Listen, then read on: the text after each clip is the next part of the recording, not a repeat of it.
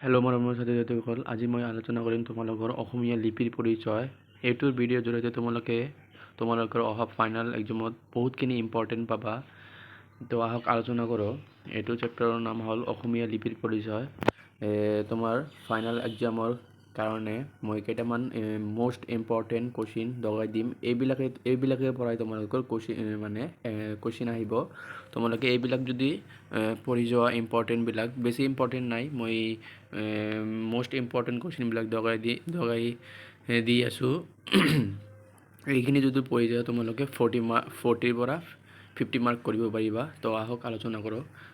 প্ৰথম চেপ্টাৰটো হ'ল এইটো অসমীয়া লিপিৰ পৰিচয় আৰু ভাৰতীয় লিপি বা অসমীয়া লিপিৰ উদ্ভৱ আৰু বিকাশ, মানে অসমীয়া লিপিৰ উদ্ভৱ আৰু বিকাশৰ বিষয়ে এটা কুৱেশ্যন হ'ব ইয়াত।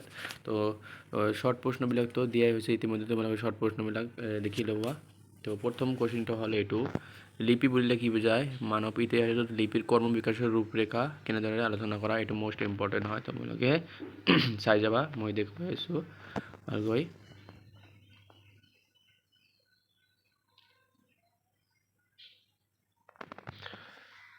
তোমালোকে পঢ়ি ল'বা, তোমালোকে পঢ়িলে তোমালোকৰ মনত ধৰি যাব।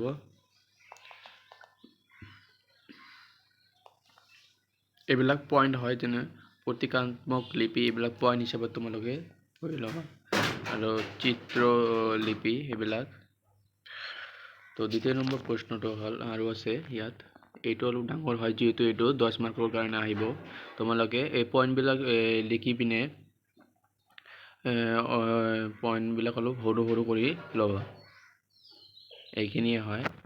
আৰু 2 নম্বৰ প্ৰশ্নটো অতি মষ্ট ইম্পৰ্টেণ্ট, এইটো তোমালোকে পঢ়িহে যাবা। অসমীয়া লিপিৰ উদ্ভৱ আৰু বিকাশ সম্পৰ্কে চমুকৈ আলোচনা কৰা।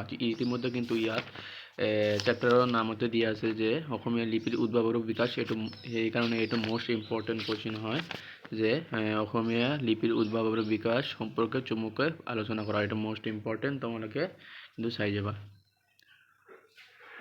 এইটো আহিবই, 110% এইটো আহিবই। মই প্ৰথমৰ পৰা ভালকৈ দেখুৱাই আছোঁ।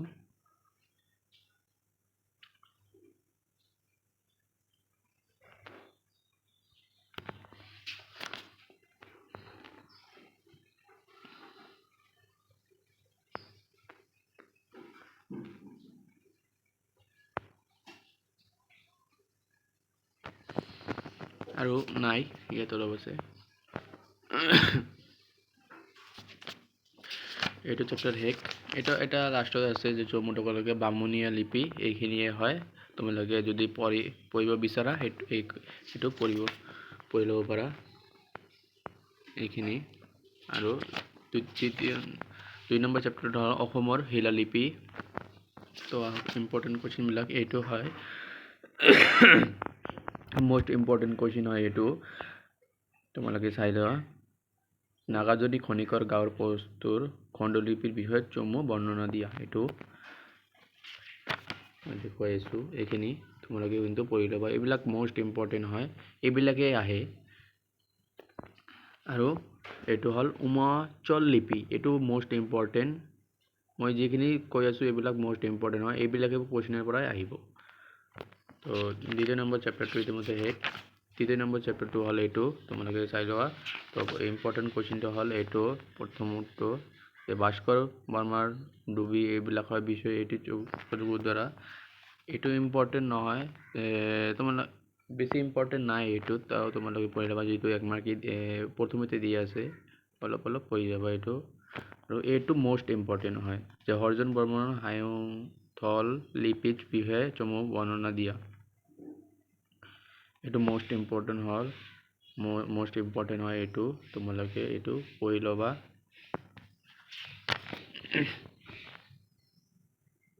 এইখিনিয়ে। আৰু 4 নম্বৰ চেপ্টাৰটো হ'ল এইটো, অসমীয়া হাতীলিখা পুথিৰ লিপি, মানে হাতীলিখা পুথিৰ চেপ্টাৰ হয় এইটো। যে প্ৰথমে এইটো আছে কাইথলি লিপি কি, এইটো তোমালোকে ইয়াত মষ্ট মানে ডাঙৰটো নাই,